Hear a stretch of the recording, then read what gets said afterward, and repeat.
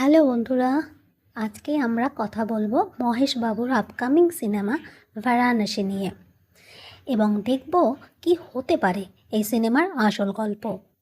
Official না, তবে poster, look আর ভক্তদের আলোচনার ভিত্তিতে তৈরি করেছি এই ফ্যান হাইপোথেসিস।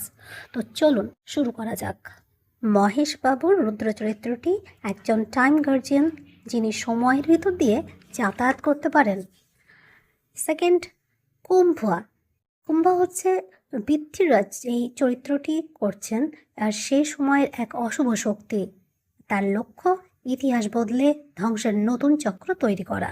থার্ড নম্বর যে চরিত্রটি আসছে, খুব ইন্টারেস্টিং চরিত্র, এবং এই চরিত্রটা অভিনয় করছেন আমাদের জনপ্রিয় নায়িকা প্রিয়াঙ্কা চোপড়া।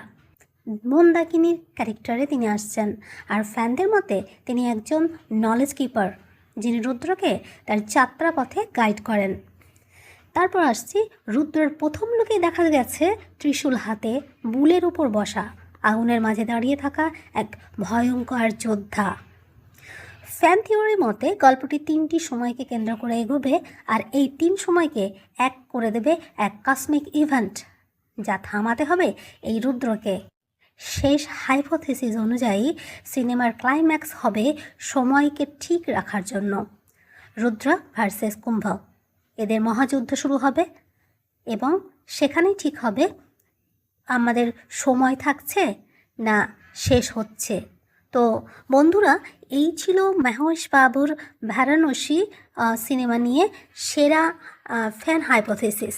তো কেমন লাগলো, আর তোমাদের আর কোনো কমেন্ট যদি থাকে অবশ্যই সেটা কমেন্ট করো, আর ভালো লাগলে ভিডিওতে লাইক, শেয়ার, সাবস্ক্রাইব করে নিও।